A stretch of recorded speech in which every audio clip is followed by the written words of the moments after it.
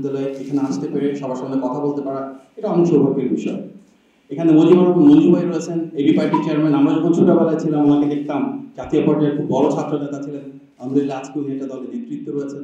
ভবিষ্যতে আমরা যে গণতান্ত্রিক বাংলাদেশ দেখতে চাই, সেখানে শিক্ষিত, দায়িত্ববোধ সম্পন্ন, দেশের প্রতি যাদের দেশপ্রেম রয়েছে, এ ধরনের নেতৃত্বকে আমরা দেখতে চাই।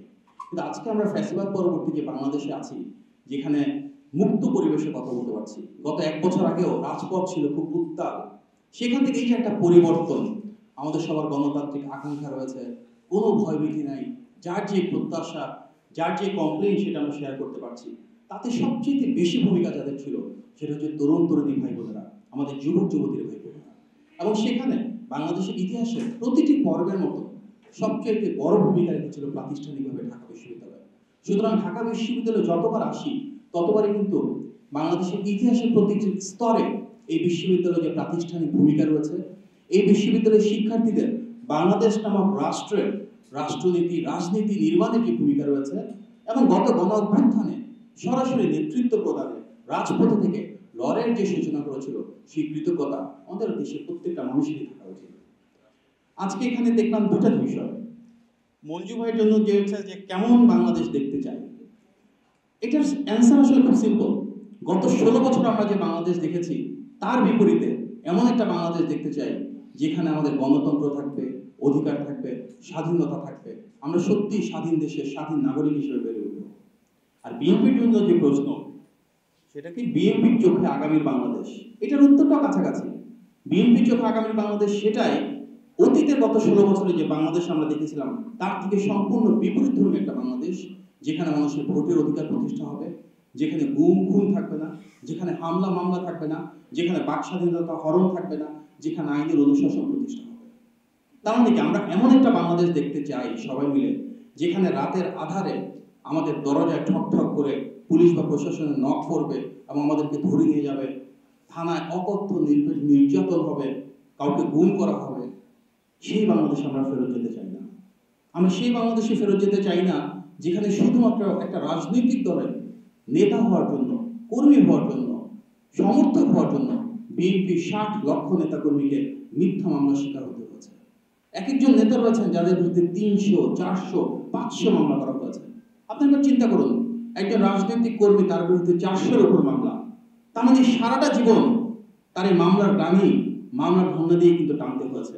দিনের পর দিন একটার পর একটা কোর্টে হাজিরা দিতে হয়েছে। তাদের সাধারণ কোনো রাজনৈতিক জীবন ছিল না। আমরা দেখেছি গত 16 বছরে শুধুমাত্র গণতন্ত্রের পক্ষে রাজনৈতিক দলের নেতা বা কর্মী হওয়ার কারণে অনেক মানুষের বিষয় সম্পদ লুণ্ঠন করা হয়েছে, জোর জবরদস্তি করে কেড়ে নেওয়া হয়েছে। বাংলাদেশের প্রতিটি গ্রামে আমরা যখন যাব, দেখব এবং অজস্র মানুষ রয়েছে যারা তাদের বিষয় সম্পত্তি সব বেচে ঢাকায় চলে এসেছে। গ্রামে হয়তো বিত্তশালী পরিবারের মানুষ ছিল, তার সবকিছু লুণ্ঠন হয়ে যাওয়ার কারণে, দখল হয়ে যাওয়ার কারণে ঢাকায় এসে রিক্সা চালিয়েছে, এমন মানুষও আছে। পৃথিবীর ইতিহাসে এটা নজিরবিহীন যে একটা দলের একটা নির্দিষ্ট প্রতীক ধানের শীষে ভোট দেওয়ার কারণে কাউকে গণধর্ষণের শিকার হতে হয়েছে। সেটাই বাংলাদেশে দেখেছি। নজিরবিহীন মানবাধিকার লঙ্ঘন, যেটা বর্বর মধ্যযুগে হতো না। একজন বাবার জানাজা, সেটা কিনা একজন ছেলেকে ইমামতি করতে হয়েছে হাত এবং পায়ে ডান্ডা বেরি পরে, সেটাই বাংলাদেশ দেখেছে। হাত পায়ে ডান্ডা বেরি পরে মুমূর্ষু অবস্থায় চিকিৎসা নিচ্ছে, সেটাও আমরা দেখেছি। আমরা এই যে বলছি যে ব্যাপক ধরনের মানবাধিকার লঙ্ঘন, কেন? কারণ গত 16 বছর ধরে এমন একটা ফ্যাসিবাদী বাংলাদেশে কায়েম হয়েছিল যেখানে জনগণ রাষ্ট্র ক্ষমতার উৎস ছিল না। রাষ্ট্র ক্ষমতার উৎস ছিল পুলিশ, প্রশাসন, বিচার বিভাগ, আইন শৃঙ্খলা বাহিনী, নির্বাচন কমিশন। অর্থাৎ যে রাষ্ট্রযন্ত্রের দায়িত্ব ছিল জনগণের পাশে থাকা, জনগণের সাথে থাকা, জনগণের সেবা করা, সেই রাষ্ট্রযন্ত্র প্রতিনিয়ত জনগণের অধিকার হরণ করেছিল, জনগণের উপর নিষ্পেষণ, নির্যাতন, নিপীড়ন চালিয়েছিল। এই যে গণ অভ্যুত্থান হলো, তার কারণ কি? তার কারণ সব শ্রেণী পেশার মানুষ একসাথে উপলব্ধি করেছিল যে এই অবস্থা থেকে আমাদের সবার মুক্তি প্রয়োজন। পৃথিবীর কোথাও কোনো ফ্যাসিবাদ বা স্বৈর শাসনের পতন একটি গণতান্ত্রিক শান্তিপূর্ণ রাজনৈতিক আন্দোলনের মাধ্যমে, কোনো রাজনৈতিক দল বা জোটের মাধ্যমে হয় নাই। পৃথিবীর কোথাও হয়নি। সব সময় সেটা হয় রক্তপাতের মাধ্যমে হয়েছে, অথবা যদি রক্তপাতবিহীনভাবে হয় তাহলে ব্যাপকভাবে জনগণের সংশ্লিষ্টতার মাধ্যমে একটি গণ অভ্যুত্থান বা বিপ্লবের মাধ্যমে হয়েছে। যার কারণে আমরা দেখলাম এই ফ্যাসিবাদ বিরোধী আন্দোলনের প্রথম 15 বছর বিএনপি এবং যুগপৎ আন্দোলনের শরীক প্রতিটা রাজনৈতিক দল যার যার সামর্থ্য, যার যার কর্মী এবং নেতার সংখ্যা এবং দেশব্যাপী যার যার যে স্ট্রেংথ রয়েছে তার উপর ভিত্তি করে কিন্তু সর্বোচ্চ আন্তরিকতা দিয়ে রাজপথে রুখে দাঁড়িয়েছিল। এখানে বিএনপি ছিল, ডানপন্থী, বামপন্থী, মধ্যমপন্থী, ইসলামপন্থী প্রতিটা রাজনৈতিক দল ছিল, যেভাবে এবি পার্টিও ছিল। প্রত্যেকের কিন্তু তখন একটাই আকাঙ্ক্ষা ছিল, বাংলাদেশে গণতন্ত্র প্রতিষ্ঠা করতে হবে, ফ্যাসিবাদের পতন হওয়া লাগবে। কিন্তু যে কোনো কারণেই হোক, এটা সব শ্রেণী পেশার মানুষের সরাসরি অংশগ্রহণে আমরা গণ অভ্যুত্থানে প্রথম 15 বছরের রূপ দিতে পারি নাই। যখন এটা গণ অভ্যুত্থানে পরিণত হলো, প্রত্যেকটা শ্রেণীর, প্রত্যেকটা পেশার, প্রত্যেকটা ধরনের মানুষ নেমে আসলো। পাবলিক ইউনিভার্সিটি, এই ঢাকা ইউনিভার্সিটি সহ বাংলাদেশের প্রতিটা শিক্ষা প্রতিষ্ঠান, প্রাইভেট ইউনিভার্সিটি, মাদ্রাসা ছাত্র, স্কুল কলেজের শিক্ষার্থীরা সবাই যখন এক হলো, এবং তখন আমরা দেখলাম আমাদের অভিভাবকরা নেমে আসলো, সরকারি বেসরকারি চাকরিজীবী, doctor, engineer, retired army officers, এমন কোনো মানুষ নাই যারা আসে নাই। যারা প্রান্তিক পর্যায়ের সমাজের খেটে খাওয়া মানুষ, গার্মেন্টসের ওয়ার্কার, রিক্সা চালক, ছিন্নমূল সে মানুষটা যে রাস্তার পাশে ভ্যানে ফল বিক্রি করছে, তারাও নেমে এসেছে। তার মানে কি, এই গণ অভ্যুত্থানের মূল যে আকাঙ্ক্ষা ছিল সেটা হচ্ছে ফ্যাসিবাদ থেকে সবাই মুক্তি চেয়েছে। আমাদের যে রিক্সা চালক ভাইটা জীবন দিয়েছে, উনি তো ক্ষমতার অংশীদার হতে চান নাই। আমাদের যে গার্মেন্টস ওয়ার্কার ভাইটা জীবন দিয়েছেন, উনিও তো ক্ষমতার অংশীদার হতে চান নাই। ওনার একটা স্বপ্ন নিয়ে জীবন দিয়েছিলেন। যে ছোট্ট শিশুটা জীবন দিয়েছে, যে স্কুলের ছেলেটা নেমে এসেছে, সে তো বুঝতো না ক্ষমতার হিস্সা কি, সে বুঝতো না সংস্কার কি, সে বুঝতো না দ্বিকক্ষ বিশিষ্ট সংসদ কি। সে বুঝতো তার কোনো না কোনো ভাইকে আঘাত করা হচ্ছে, তার কোনো না কোনো ভাইকে মেরে ফেলা হচ্ছে। সে বুঝতো সে তার নিজের মতটা নিজের মতন করে প্রকাশ করতে পারছে না। সে বুঝতো যে স্বাধীন বাংলাদেশে সে স্বাধীন না। তার মানে গণ অভ্যুত্থান যদি আমাদেরকে আকাঙ্ক্ষা যেটা ছিল সেটাকে বাস্তবায়ন করতে হয়, তাহলে আবারও আমাদের স্বাধীন দেশে স্বাধীন নাগরিক হতে হবে। আমাদের আবারও নিশ্চিত করতে হবে এমন একটা সরকার এই বাংলাদেশে আসে যারা জনগণের ভোটে নির্বাচিত। গণতন্ত্রের সংজ্ঞা কি?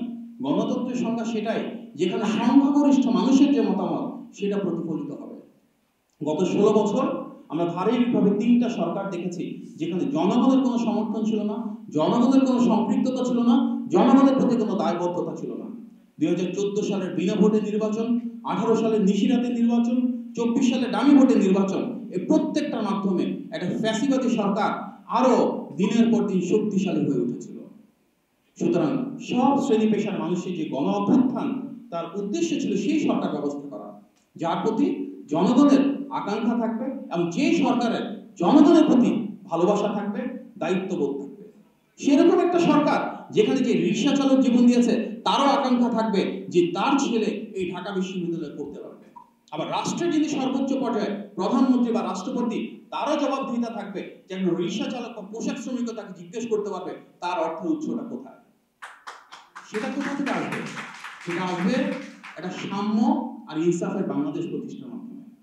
সুতরাং যে হোক, আমরা বুঝে করি না বুঝে করি, আমরা বুঝে নামি না বুঝে নামি, আমাদের সবার প্রত্যাশা ছিল এমন একটা বাংলাদেশ যেখানে সাম্য প্রতিষ্ঠা হবে, যেখানে ইনসাফ কায়েম হবে। আর সেটা করার জন্য একমাত্র উপায় গণতান্ত্রিক প্রক্রিয়ায় একটি অবাধ, সুষ্ঠু এবং গ্রহণযোগ্য নির্বাচনের মাধ্যমে জনগণের কাছে তাদের রাষ্ট্রীয় ক্ষমতাটাকে হস্তান্তর করা, যেন যেই সরকার আসে সেটি স্বচ্ছ এবং জবাবদিহিমূলক হয়। একটি সরকার যদি চলে আসে গণতন্ত্রের পুনঃপ্রতিষ্ঠার মাধ্যমে, সেই সরকার তাহলে কিভাবে পরিচালিত হবে, সেই সরকারের দায়িত্ব কি হবে? এই জন্য কিন্তু প্রতিটা রাজনৈতিক দলের প্রধান কর্তব্য, একটা নির্বাচন হলে যদি রাষ্ট্র পরিচালনার দায়িত্ব আসে তাহলে কিভাবে সেই দেশটা পরিচালনা করা হবে, সেই পলিসি, প্রোগ্রাম, প্রজেক্টগুলো রিফাইন করা, ডিফাইন করা। আমি খুব গর্বের সাথে বলতে পারি যে রাজনৈতিক দলের আমি একজন কর্মী, সে বিএনপি বাংলাদেশের সবচেয়ে বড় দলই শুধু না, সবচেয়ে জনপ্রিয় দলও শুধু না, সরকার গঠন করলে কিভাবে বাংলাদেশের প্রতিটা সেক্টরকে ঢেলে সাজানো হবে সেটার জন্য সবচেয়ে ডিটেইল পলিসি এবং প্রোগ্রামটাও এই বিএনপি ধারণ করে। আজকে বাংলাদেশের সবচেয়ে জনপ্রিয় শব্দ সংস্কার। সবার আগে সংস্কারের কথা বলেছিল বিএনপি 2016 সালে ভিশন 2030 মাধ্যমে। আজকের আলোচিত যে বিষয়, দ্বিকক্ষ বিশিষ্ট সংসদ হবে কেন, কিভাবে হবে, কিভাবে আমরা সরকারের ভিতরে থেকে প্রশাসন বা নির্বাহী বিভাগ, আইনসভা কিংবা সংসদ এবং বিচার বিভাগ বা আদালতের ভিতরে ক্ষমতার ভারসাম্য তৈরি করব, কিভাবে আমরা প্রধানমন্ত্রী এবং রাষ্ট্রপতির ভিতরে ক্ষমতার ভারসাম্য তৈরি করব, এর প্রত্যেকটা আলোচনার ভিত্তি 2016 সালে সেই যে প্রণীত ভিশন 2030, 2022 সালে সেই ভিশন 2030 যেটা আমাদের ম্যাডাম দিয়েছিলেন এবং শহীদ প্রেসিডেন্ট জিয়া রহমানের দেওয়া ঐতিহাসিক 19 দফা দুটোকে মার্চ করে 27 দফা প্রণয়ন করেছিলেন বিএনপির ভারপ্রাপ্ত চেয়ারম্যান জনাব তারেক রহমান। সেটা ছিল বিএনপির একক একটা পলিসি প্রোগ্রাম, সংস্কারের রূপরেখা। পরবর্তীতে 2023 সালে যুগপৎ আন্দোলনের শরীক প্রতিটি রাজনৈতিক দল, সেখানে কিন্তু আজকে যে মঞ্জু ভাই করেছেন ওনাদের সাথে কনসালটেশন করা হয়েছে, গণতন্ত্রের পক্ষে প্রতিটি দলের সাথে আলাপ আলোচনা এবং ডায়ালগের মাধ্যমে 31 দফা প্রণয়ন করা হয়েছিল। তার মানে কি এই 31 দফা প্রণয়ন হয় তখন একটা মোটামুটি জাতীয় ঐক্যের ভিত্তিতে পলিটিক্যাল স্টেক হোল্ডারদের সাথে কনসালটেশন করা হয় এবং আমাদের নেতা জনাব তারেক রহমান জাতির সামনে সেটিকে উপস্থাপন করেছিলেন। আমরা খুব গর্বের সাথে বলতে পারি এই 31 দফাতে প্রথমবারের মতন আসে যে প্রধানমন্ত্রীর টার্ম কি 2 বার বা তার চেয়ে বেশি হবে। এটা বাংলাদেশের আগে কখনো চিন্তাও করে নাই। এমন একটা সময় জনাব তারেক রহমান এই প্রস্তাবনা দিয়েছিলেন যখন সবাই জানতো এটি অবাধ, সুষ্ঠু এবং গ্রহণযোগ্য নির্বাচন হলে ব্যাপকভাবে বিজয়ী হয়ে এসে উনি প্রধানমন্ত্রী হবেন এবং তিনি নিজেই বলেছিলেন পরপর 2 বারের বেশি কেউ প্রধানমন্ত্রী হবেন না। এটা একটা নতুন বিষয়। আমরা দেখলাম গণ অভ্যুত্থানের পর নতুন সরকার গঠিত হলো। সেই সরকার বেশ কিছু সংস্কার কমিশন গঠন করলো। আপনারা অনেকেই হয়তো জানেন না, প্রাথমিকভাবে যে 6টা সংস্কার কমিশন গঠন করা হয়েছিল এর প্রত্যেকটা হুবহু আমাদের দেওয়া 31 দফায় যে সংস্কার কমিশনের নামে ছিল ওভাবে গঠন করা হয়েছিল। আমরা এই গত 1 বছরে নতুন কোনো সংস্কার সেই অর্থে দেখি নাই। আমরা রাষ্ট্রীয় বা সংবিধিবদ্ধ যে নিয়োগগুলো রয়েছে, যেমন চিফ ইলেকশন কমিশনার, সেটা নিয়োগ পদ্ধতি কি হবে সেটা নিয়ে বিভিন্ন রকম বিতর্ক দেখছি। কিন্তু সেটাও সবার আগে বিএনপির এই 31 দফাতে ছিল যখন আমরা বলেছিলাম যে অল পার্টি পার্লামেন্টারি কমিটির ভেটিং এর মাধ্যমে রাষ্ট্রের সংবেদনশীল বা গুরুত্বপূর্ণ পদগুলোতে নিয়োগ দেওয়া সম্ভব। অর্থাৎ বর্তমান বাংলাদেশে সংস্কার নিয়ে যে বিষয়ে আলোচনা হোক না কেন প্রত্যেকটার উৎস আমাদের 31 দফা, যেটিকে নিয়ে আমরা আনুষ্ঠানিকভাবে 2016 সাল থেকে গত প্রায় 1 দশক ধরে কাজ করছি। এখন এই সংস্কার আমাদের ভিন্নমত থাকবে এবং সেটাই স্বাভাবিক। যদি এমন প্রত্যাশা করা হয় যে প্রতিটা রাজনৈতিক দল কোন একটা বিষয়ে একমত হবে, সব রাজনৈতিক দল বাংলাদেশ কিভাবে পরিচালিত হবে সব বিষয়ে একমত হবে, তাহলে কি বাংলাদেশের ভিন্ন মত থাকবে, ভিন্ন পথ থাকবে? এটাই তো একটা স্বৈরশাসন। সংস্কারের নামে যা হচ্ছে, এখানে মঞ্জু ভাই রয়েছেন, উনি সংস্কার কমিশনে তো সরাসরি যাচ্ছেন, অনেক সময় জোর জবরদস্তি করা হয়। যদি জোর করে বলা হয় তোমাকে এটাতে এগ্রি করতেই হবে, তাহলে কেন সেটা গণতন্ত্র থাকে? এটা তার একটা ভিন্ন রূপের ফ্যাসিবাদ, যেখানে জোর করে একটা মানুষকে এগ্রি করানো হচ্ছে যে বিষয়ে সেই পার্টির ডিসএগ্রিমেন্ট রয়েছে। সুতরাং আমাদের যেটা করা উচিত, প্রত্যেকটা বিষয়ে সব রাজনৈতিক দল একমত হবে না, সেটা আমাদের মেনে নিতে হবে। তবে দেশের স্বার্থে, স্বাধীনতার স্বার্থে, সার্বভৌমত্বের স্বার্থে বেসিক প্রিন্সিপালস আমাদের সবাইকে একমত হতে হবে। যে বিষয়গুলোতে আমরা একমত হব সেগুলো আমরা সবাই একটা চার্টারের ভিতর নিয়ে আসবো। যে বিষয়গুলোতে আমরা একমত হব না, এটা প্রত্যেকটা রাজনৈতিক দলের উপর ছেড়ে দিব। ওনারা ওনাদের ম্যানিফেস্টোতে নিয়ে জনগণের কাছে যাবেন। জনগণ যদি সেটাকে সমর্থন দেয়, জনগণের ভোটে নির্বাচিত হয়ে এসে দেশ পরিচালনা করবেন। জনগণ যদি সমর্থন না দেয়, সেটা বাস্তবায়ন হবে না। এটাই তো বাই ডেফিনেশন ডেমোক্রেসি। সুতরাং সংস্কারের ক্ষেত্রে আমরা যেগুলোতে একমত হব, আমরা এগ্রি করব, একটা কমন এগ্রিমেন্ট হবে।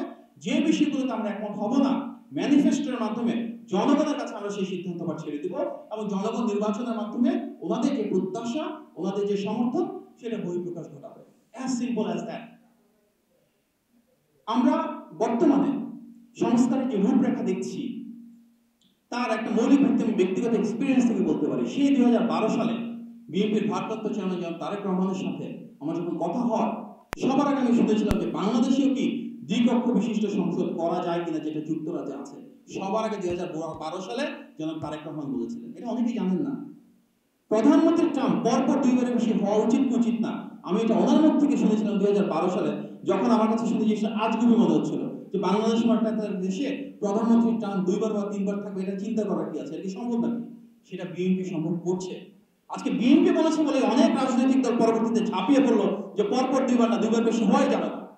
বিএনপি সেটাও মেনে নিয়েছে। কেন? গণতন্ত্রের স্বার্থে। কিন্তু এই গণতন্ত্রের সূচনা কার হাত ধরে? এই গণতন্ত্রের সূচনা বিএনপির হাত ধরে। এই প্রস্তাবনার সূচনা বিএনপির হাত ধরে, তারেক রহমানের হাত ধরে। এক অদ্ভুত বাংলাদেশের একটা অংশ আমরা দেখলাম, তারা জনগণের প্রতিনিধিত্ব করে না, কিন্তু একটা নির্দিষ্ট অংশ সংস্কারের যে প্রধান প্রস্তাবক, সেই বিএনপির উপর আঙুল তোলাচ্ছে, তারা সংস্কার চায় না। কারণ কি? সংস্কারের নির্দিষ্ট কিছু বিষয়ে তারা এগ্রি করছে না। এটা একটা অদ্ভুত অবস্থা। যে সংস্কারের প্রস্তাবক তাকেই বলা হচ্ছে সংস্কার চাই না। তার মানে এটা বাংলা ভাষার নাম কি? এটার নাম অপপ্রচার। গণ অভ্যুত্থানের আকাঙ্ক্ষা অপপ্রচার ছিল না, গণ অভ্যুত্থানের আকাঙ্ক্ষা মিস ইনফরমেশন বা ডিস ইনফরমেশন ক্যাম্পেইন ছিল না, ছিল যা সত্য, যা সঠিক, যা ন্যায়সঙ্গত সেটা বাংলাদেশের মানুষের কাছে তুলে ধরা। এটি অত্যন্ত হতাশাজনক যে আজকে প্রায় 1 বছর হয়ে চললো, আমরা এখনো সত্যিকার অর্থে জানি না এই গণ অভ্যুত্থানের শহীদের সংখ্যা কত। আমরা এখনো জানি না এই গণ অভ্যুত্থানে যারা আহত হয়েছে, যারা চোখ হারিয়েছে, যারা হাত পা হারিয়েছে তাদের সংখ্যা কত। এটি আমাদেরকে পীড়া দেয় যখন দেখি যে গণ অভ্যুত্থানের 10 মাস পর, 11 মাস পর, কিছুদিন আগে আমরা দেখলাম চিকিৎসার অভাবে একজন মানুষ মারা গেল। কিছুদিন আগে আমরা দেখলাম পটুয়াখালীতে একজন ছাত্র মারা গেল। সে শহীদ হয়েছে গণ অভ্যুত্থানের 10 মাস পর। তার বাবার সেখানে একটা রিক্সা ছিল, 2টা গরু ছিল, আপনারা নিশ্চয়ই দেখেছেন, সেগুলো তারা সেল করে দিল ছেলের চিকিৎসার জন্য। তারপরে ছেলেকে বাঁচাতে পারে নাই। গণ অভ্যুত্থানের 10 মাস পর শহীদ হবে, রাষ্ট্র তার দায়িত্ব নেবে না। আর অন্যদিকে আমরা দেখবো পিএস পিওরা হাজার কোটি টাকা কামাচ্ছে, তথাকথিত সমন্বয়কের নামে চাঁদাবাজি করছে। এটা কি গণ অভ্যুত্থানের আকাঙ্ক্ষা ছিল? ছিল না। তার মানে গণ অভ্যুত্থানকে যদি আমাদের অর্থবহ করতে হয়, আমাদের রাষ্ট্র ব্যবস্থায় ফ্যাসিবাদের যে এলিমেন্টগুলো ছিল, ফ্যাসিবাদের যে চেতনা ছিল, এটাকে সম্পূর্ণভাবে মূলোৎপাটন ঘটাতে হবে। সেই মূলোৎপাটন ঘটাতে হবে, অপপ্রচার বন্ধ করতে হবে, জবাবদিহিমূলক সরকার ব্যবস্থা তৈরি করতে হবে। এমন একটা অবস্থা যেখানে প্রতিটি মন্ত্রণালয়ে যাদেরকে নিয়োগ দেওয়া হচ্ছে তারা কি ফ্যাসিবাদের দোষর ছিল? যদি থাকে তারা এখনো চাকরিতে রয়েছে। বিভিন্ন জায়গায় সমন্বয়কের নামে যাদেরকে দেওয়া হচ্ছে, যারা সরাসরি চাঁদাবাজিতে জড়িত, তাদেরকে দেওয়া হচ্ছে। তারা কি জনগণের প্রতিনিধিত্ব করে? তারা কি ছাত্রদের প্রতিনিধিত্ব করে? তাহলে তারা কেন সেখানে আছে? আমরা এমন একটা বাংলাদেশ চাই যেখানে গণ অভ্যুত্থানে যে প্রত্যাশা ছিল সেটাকে বাস্তবায়ন করা হবে। সে প্রত্যাশা কি? শুরু হয়েছিল কিসের উপর ভিত্তি করে? খুব ক্ষুদ্র একটা কোটা আন্দোলনের পর। আপনারা অনেকেই হয়তো জানেন না, সবার আগে এই কোটার বিষয়ে কিন্তু বিএনপির ভারপ্রাপ্ত চেয়ারম্যান জনাব তারেক রহমান 2013 সালে ওনার একটা বক্তব্যে বলেছিলেন যে বাংলাদেশে 56% কোটা থাকলেও এটা কোনোভাবেই 5%-এর বেশি হওয়ার কথা না। 2013 সালে তিনি বলেছিলেন। 2018 সালের যে কোটা বিরোধী আন্দোলন হয়েছে, নিরাপদ সড়ক যে আন্দোলন হয়েছে, প্রত্যেকটা নৈতিক আন্দোলনে বিএনপির সমর্থন ছিল। এই যে 2024 সালের গণ অভ্যুত্থান, এখানেও কিন্তু আপনারা দেখবেন যেদিন কোর্ট থেকে বিতর্কিত রায় হয় জুন মাসে, সেই দিনটিতে জনাব তারেক রহমানের বক্তব্য ছিল। 16ই জুলাই সবার আগে যেদিন বাংলাদেশে নৃশংসভাবে আবু সাঈদকে শহীদ হতে হলো, ওয়াসিম আকরামকে শহীদ হতে হলো, সেদিন রাতে আপনারা দেখবেন 16ই জুলাই জনাব তারেক রহমানের টুইটটা আপনারা একটা দেখবেন, উনি টুইট করেছিলেন যে আজকে থেকে বাংলাদেশে এক দফায় হাসিনার পতনের চূড়ান্ত আন্দোলন শুরু করা উচিত। আপনাদেরকে আমি আহ্বান জানাবো 16ই জুলাই থেকে 5ই আগস্ট পর্যন্ত এই পুরোটা টাইম জুড়ে আপনারা স্টাডি করুন জনাব তারেক রহমান কি কথাগুলো বলেছেন ওনার বক্তব্যে, কি কথাগুলো উনি লিখেছেন ওনার টুইটের মাধ্যমে, ওনার ফেসবুক পোস্টের মাধ্যমে। This are public documents. এখানেই কিন্তু আপনারা তাকালে দেখবেন কিভাবে ধাপে ধাপে বিভিন্ন শ্রেণী পেশার মানুষকে সম্পৃক্ত করা হয়েছে, কিভাবে বিভিন্ন রাজনৈতিক দলকে এখানে সম্পৃক্ত করা হয়েছে। আর এভাবেই কিন্তু গণ অভ্যুত্থান একটি নির্দিষ্ট দল বা গোষ্ঠীর না, হয়ে উঠেছে সর্বজনীনভাবে বাংলাদেশের প্রতিটি শ্রেণী এবং পেশা, প্রতিটি গোষ্ঠীর এবং রাজনৈতিক মতাদর্শের মানুষের, যারা সবাই ফ্যাসিবাদের বিরুদ্ধে ছিল। এবং তার কারণে কিন্তু আমরা 5ই আগস্ট পর্যন্ত এমন একটি বাংলাদেশ পেয়েছিলাম যেখানে একদিকে ছিল ফ্যাসিবাদ, আরেকদিকে বিএনপির নেতৃত্বে ছিল বাংলাদেশের ফ্যাসিবাদ বিরোধী গণতন্ত্রপন্থী প্রতিটি ব্যক্তি, মানুষ এবং রাজনৈতিক দলের একটা সমন্বিত অবস্থান। পুরো বাংলাদেশ একদিকে, ফ্যাসিবাদ একদিকে। তাহলে আজকে 1 বছর পরে আমরা কেন সেখানে নাই? আমাদেরকে সেই জায়গায় যদি ফেরত যেতে হয় তাহলে মনে রাখতে হবে রক্তের মূল্য, জীবনের দাম প্রতিটা মানুষের জন্য এক। আমাদের যে 20 জন পোশাক শ্রমিক এবং গার্মেন্টস ওয়ার্কারের পাশাপাশি রিক্সা চালক শহীদ হয়েছেন, তাদের জীবনের যে দাম, মাদ্রাসাতে যে 80 জন শিক্ষার্থী শহীদ হয়েছেন তাদের জীবনের যে দাম, পাবলিক ইউনিভার্সিটি বা প্রাইভেট ইউনিভার্সিটি থেকে যারা শহীদ হয়েছেন তাদের যে দাম, আমাদের বিএনপি 422 জন যারা শহীদ হয়েছে তাদেরও ঠিক একই দাম। তাহলে আজকে কেন শহীদদের ভিতর বিভাজন? কেন শহীদদের ভিতর বৈষম্য? কেন যারা আন্দোলন করেছিল তাদের ভিতর বিভাজন? কেন এই বৈষম্য? আমরা যদি গণ অভ্যুত্থানকে বাস্তবায়ন করতে চাই, আমাদের বুঝতে হবে তখন যে তরুণরা নেমে এসেছিলেন, আপনারা প্রায় সবাই রাজপথে ছিলেন, তখন তার আমাদের আদর্শ কি ছিল, তখন তার আমাদের প্রত্যাশা কি ছিল? সেটা ছিল এমন একটা বাংলাদেশ যেখানে কর্মসংস্থান তৈরি হবে, যেখানে চাকরির জন্য ছাত্রলীগ করতে হবে না, যেখানে চাকরির জন্য আওয়ামী লীগের এমপি মন্ত্রীর নমিনেশন বা রেফারেন্সের প্রয়োজন হবে না। সেই বাংলাদেশের জন্য পলিসিটা কোথায়? আজকে বিএনপি তো একমাত্র রাজনৈতিক দল যারা সে 31 দফা নিয়ে বাংলাদেশের প্রতিটি বিভাগে যাচ্ছি, জেলায় যাচ্ছি, উপজেলায় যাচ্ছি, ইউনিয়নে যাচ্ছি, থানায় যাচ্ছি, পাড়ায় মহল্লায় যাচ্ছি, আমরা 31 দফা নিয়ে ব্যাপকভাবে কনসালটেশন করছি।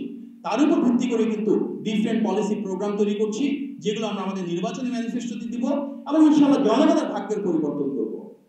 আমার বলতে গর্ব হয় যে আমরাই একমাত্র রাজনৈতিক দল যারা সুবিস্তৃত সুদৃঢ় পলিসির কাজ করছি।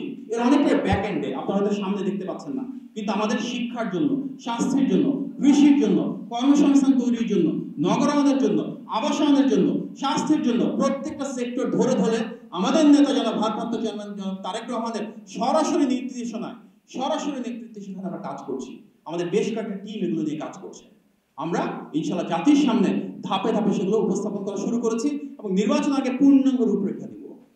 আজকে এই ঢাকা বিশ্ববিদ্যালয় সহ অনেক পাবলিক বিশ্ববিদ্যালয় রয়েছে যেখানে আমাদের শিক্ষার্থী ভাই বোনেরা আউটসোর্সিং এর কাজ করে, ফ্রিল্যান্সিং এর কাজ করে। তাদের জন্য পলিসি নাই, তাদের জন্য তো আমাদের পলিসি তৈরি করতে হবে। সেই পলিসি নিয়ে কিন্তু আমরা কাজও করছি।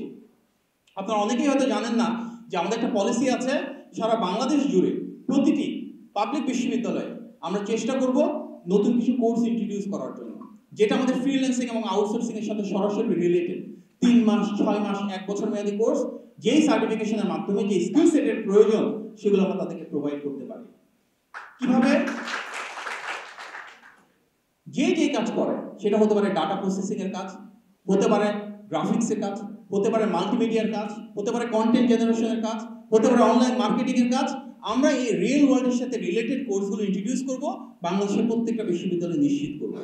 বর্তমানে পাবলিক প্রাইভেট পার্টনারশিপের সংখ্যা খুব কম।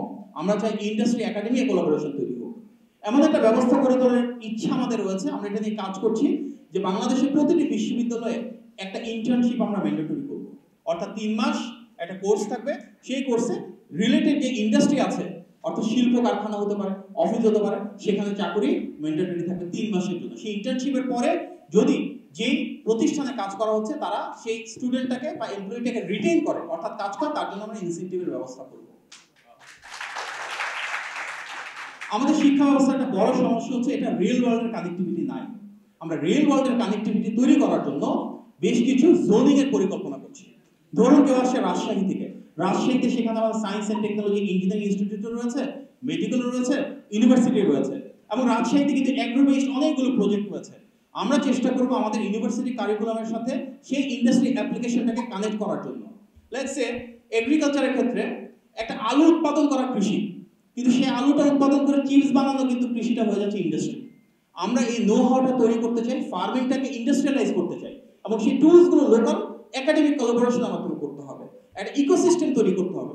বিশ্বে যে জায়গায় যাই না কেন আমরা সব জায়গায় দেখবো লোকাল যে ব্যবসা প্রতিষ্ঠানগুলো রয়েছে, লোকাল যে শিক্ষা প্রতিষ্ঠানগুলো রয়েছে এবং লোকাল সরকারি গবেষণা প্রতিষ্ঠানগুলো রয়েছে, এই তিনটার মাঝে একটা সমন্বয় থাকে যে লোকাল প্রবলেম কি, সেই প্রবলেম সলিউশন কি। আমরা চিন্তা করছি আমাদের নেতা জনাব তারেক রহমানের নির্দেশনায় এই ইকোসিস্টেমটা আমরা সারা বাংলাদেশ জুড়ে কিভাবে গড়ে তুলতে পারি।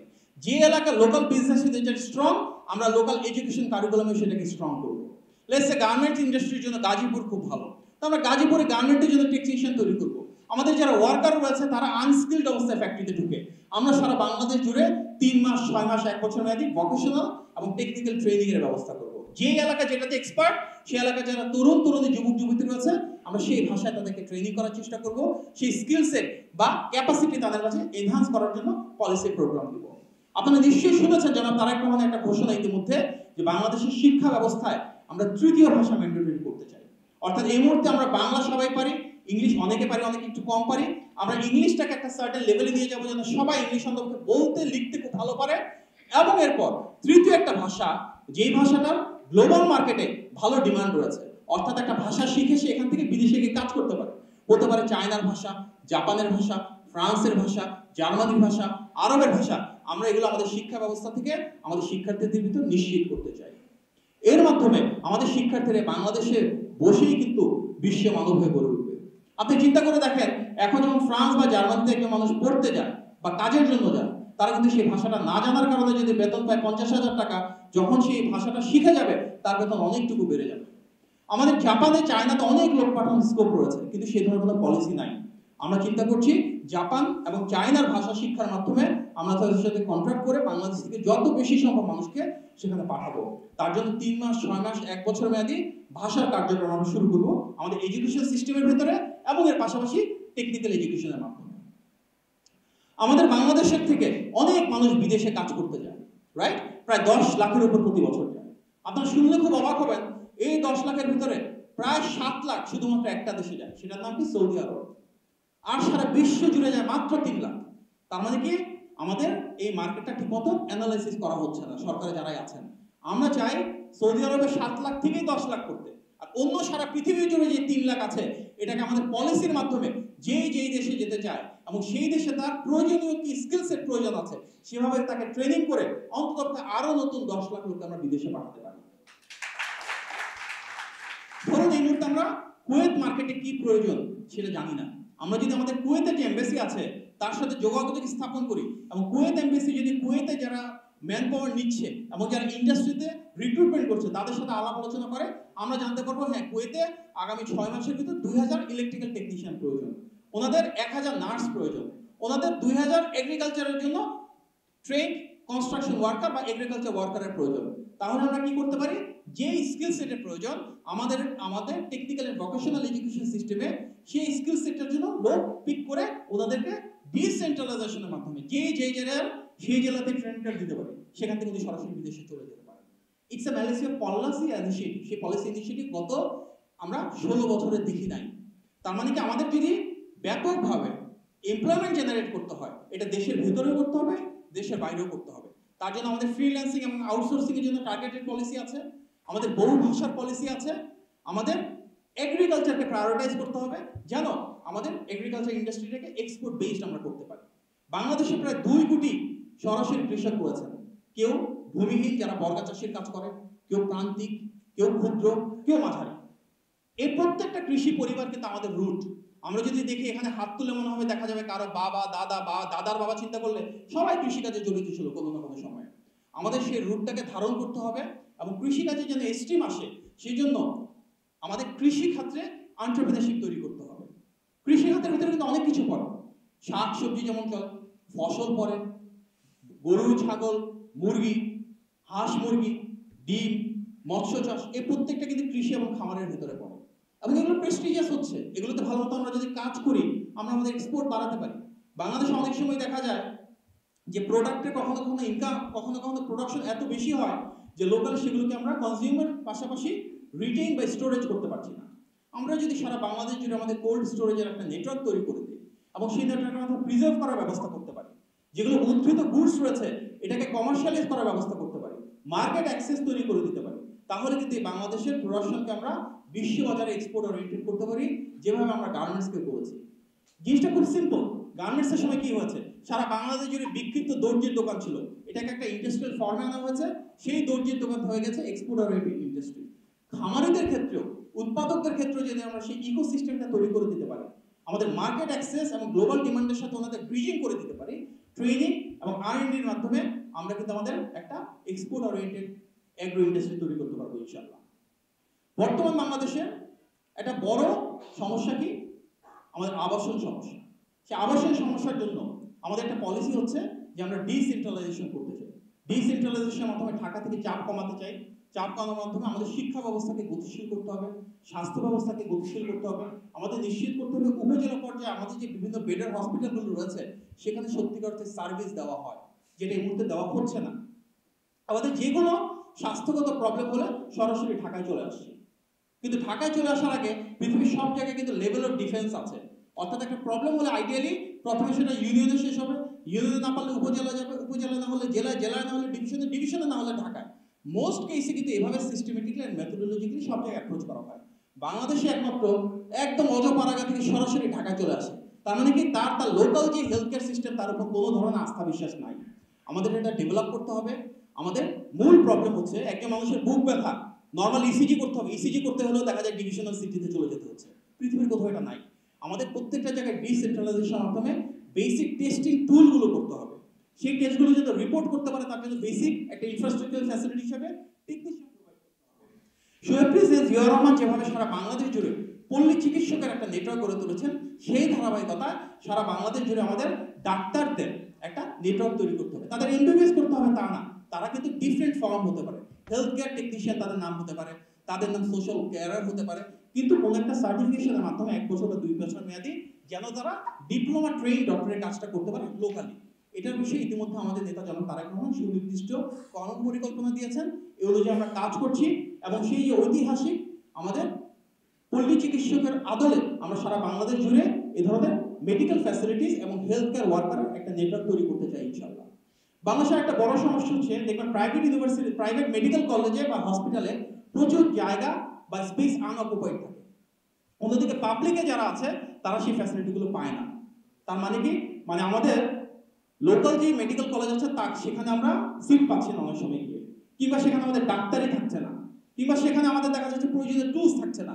কিন্তু সেম সিটিতে একটা প্রাইভেট মেডিকেল আছে যেখানে কিনা সিট পড়ে রয়েছে, অর্থাৎ সে রোগী পাচ্ছে না। বিশ্বের অনেক দেশে আছে এই পাবলিক এবং প্রাইভেট পার্টনারশিপের মাধ্যমে সেই মেকানিজম তৈরি করা যেখানে রাষ্ট্রীয় খরচে একটা প্রাইভেট মেডিকেল কলেজে গিয়ে ট্রিটমেন্টের ব্যবস্থা করে যেখানে আনইউজড ভ্যাকেন্সি রয়েছে। এর মাধ্যমে কি হলো, আমরা আমাদের পাবলিক সেক্টরে জনগণের সুরক্ষাও দিতে পারলাম, আবার প্রাইভেট সেক্টরে যারা রয়েছে তাদের সিটটা পড়ে রইল না, সেটাকে আমরা অপব্যয় করতে পারছি। এই ধরনের অনেক ইনোভেটিভ মডেল নিয়ে আমাদেরকে চিন্তা করতে হবে। আমাদের বাংলাদেশে কর্মসংস্থানের জন্য একটা বড় বিষয় হচ্ছে এসএমই তৈরি করা। এই বিষয়ে আপনারা শুনেছেন কিনা জানি না, আমাদের নেতা জনাব তারেক রহমান বলেছেন যে সারা বিশ্বে যেমন আলিবাবা রয়েছে, অ্যামাজন রয়েছে এবং তাদের সাপ্লাই চেইন কিন্তু চায়না, ইন্ডিয়া সহ বিভিন্ন দেশে, আমরা এই সাপ্লাই চেইনের একটা বড় অংশ বাংলাদেশে নিয়ে আসতে পারি।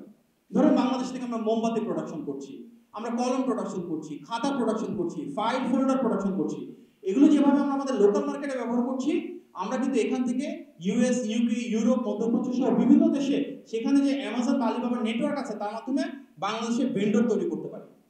তাহলে কি হবে, এই যে এসএমই গুলো ছোট ছোট কটেজ ইন্ডাস্ট্রি গড়ে উঠবে। এই কটেজ ইন্ডাস্ট্রিগুলো গড়ে তুলবে কারা? আমাদের যারা শিক্ষিত তরুণ তরুণীরা রয়েছে তারা। আমরা ব্যাপকভাবে এসএমই লোন দিতে চাই। প্রত্যেকটা ইউনিভার্সিটিতে আইডিয়া কমার্শিয়ালাইজেশনের প্রোগ্রাম হওয়া উচিত, অর্থাৎ একটা ইউনিভার্সিটিতে প্রতি বছর প্রত্যেকটা ক্ষেত্রে একটা করে কম্পিটিশন হওয়া উচিত। বেস্ট বিজনেস আইডিয়া কাদের আছে, সেই বিজনেস আইডিয়াকে আমরা কমার্শিয়ালাইজ করতে চাই। তার জন্য সফট গ্রান্ট দিতে পারি, ছোট্ট একটা অংশ দিতে পারি, 1 লাখ 2 লাখ টাকা স্টার্ট আপ হিসেবে তারা শুরু করবে। এটা আওয়ামী লীগ আমলে ছাত্রলীগ যুবলীগদের লুটপাট করলে হবে না, প্রত্যেকটা ইউনিভার্সিটিকে দায়িত্ব দেওয়া হবে নির্মমভাবে যোগ্যতা দক্ষতার ভিত্তিতে যে যে প্রজেক্ট পায় তাকে কমার্শিয়ালাইজ করতে হবে। আমরা আওয়ামী লীগের সময় অনেক মেগা প্রজেক্টে মেগা দুর্নীতি দিয়েছি। বাংলাদেশের প্রতিটি জেলায় জেলায় হাইটেক পার্ক করা হয়েছে, সফটওয়্যার পার্ক করা হয়েছে, এগুলো পড়ে রয়েছে, এগুলো কোনো ব্যবহার নাই। আমরা আমাদের ইন্ডাস্ট্রি একাডেমি কোলাবোরেশনের পার্ট হিসাবে যেই এলাকায় যে হাইটেক পার্ক বা সফটওয়্যার পার্ক পড়ে রয়েছে সেটার সাথে লোকাল যে ইউনিভার্সিটিগুলো আছে তাদেরকে কানেক্ট করে দিতে পারি। সেখানে লোকাল যে এন্টারপ্রেনারশিপ প্রজেক্টগুলো রয়েছে, লোকাল যে নতুন বিনিয়োগকারী রয়েছে বা উদ্যোক্তা রয়েছে, যারা ছাত্রছাত্রী নতুন করে স্টার্ট আপ তৈরি করতে যাচ্ছে, তাদেরকে আমরা সেখানে স্পেস দিতে পারি।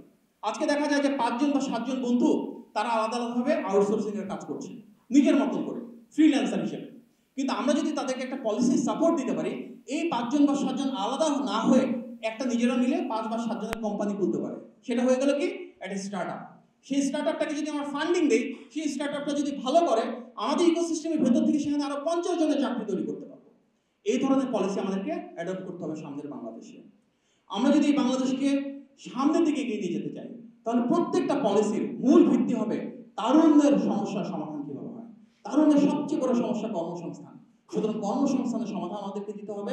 এটা লোক দেখানো সমাধান না, এটা এমন সমাধান যার মাধ্যমে তাদের ভাগ্যের পরিবর্তন হয়, অর্থনৈতিক ক্ষমতায়ন হয়। বাংলাদেশের প্রতিটা সেক্টরে আমরা যে পলিসি নিয়ে কাজ করি না কেন, আমাদের তার জন্য ব্যাপক ধরনের কনসালটেশনের প্রয়োজন রয়েছে। যারা স্টেক হোল্ডার রয়েছেন, প্রফেশনালস রয়েছেন, প্র্যাকটিশনার্স রয়েছেন, একাডেমিক্স রয়েছেন, রিসার্চার্স রয়েছেন, সিভিল সোসাইটি মেম্বার্স রয়েছেন, যারা ডেটা নিয়ে কাজ করেন, ওনাদের সবার একটা ইকোসিস্টেম বা সিনার্জিস তৈরি করে সবার ফিডব্যাকের উপর ভিত্তি করে আমাদের পলিসিগুলোকে রিফাইন করতে হবে। যে কাজটা বিএনপি গত বহু বছর ধরে ব্যাকএন্ড থেকে করে আসছে পর্দার অন্তরালে, আমাদের নেতা জনাব তারেক রহমানের দৈনন্দিন জীবনে একটা বড় অংশে পলিসিগুলো দিয়ে কাজ করতে করতে চায়। আমি খুব সৌভাগ্যবান, আমি সেই 2012 সাল থেকে দেখে আসছি উনি নিয়মিত এই পলিসিগুলো দিয়ে কাজ করেন, যার ফলে হয়তো আজকে বর্তমান বাংলাদেশে বিএনপি একমাত্র রাজনৈতিক দল যেটি বাংলাদেশের প্রতিটি সেক্টর ধরে ধরে প্রত্যেকটা ক্ষেত্রে সুনির্দিষ্ট পলিসি নিয়ে fully prepared for the election. হয়তো এই কারণেই আমরা নির্বাচন চাই, হয়তো এই কারণে আমরা চাই নির্বাচনের মাধ্যমে জয়ী হয়ে এসে আমাদের পলিসিগুলোকে বাস্তবায়ন করার জন্য। আপনি যে সেক্টরের কথা বলুন না কেন, পানি সমস্যা, শহীদ প্রেসিডেন্ট জিয়া রহমানের মতন খাল খনন পুনঃখননে আমাদের কর্মসূচি রয়েছে। ইতিমধ্যে জনাব তারেক রহমান বলেছেন বাংলাদেশে 5 বছরে আমরা 25 থেকে 30 কোটি গাছ রোপণ করতে পারি। সেই গাছগুলো কেমন হবে, কোথা থেকে আসবে? এই প্রত্যেকটা লোকাল গাছ, সেই লোকাল গাছগুলো কত মাস বয়সী হবে? আমরা কি ছোট বীজ থেকে শুরু করব নাকি গাছ থেকে শুরু করব?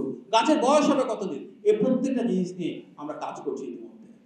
সুতরাং বাংলাদেশের প্রতিটি সেক্টরে আমাদের সুনির্দিষ্ট কর্ম পরিকল্পনা রয়েছে। তবে এই কর্ম পরিকল্পনা আমরা তখনই বাস্তবায়ন করতে পারবো যখন রাষ্ট্র পরিচালনার দায়িত্বে আসবো। আর সেই রাষ্ট্র পরিচালনার দায়িত্বে আমরা তখনই আসতে পারবো যখন একটি অবাধ, সুষ্ঠু এবং গ্রহণযোগ্য নির্বাচনের মাধ্যমে জনগণ তাদের পছন্দের প্রার্থীকে ভোট দিতে পারবে।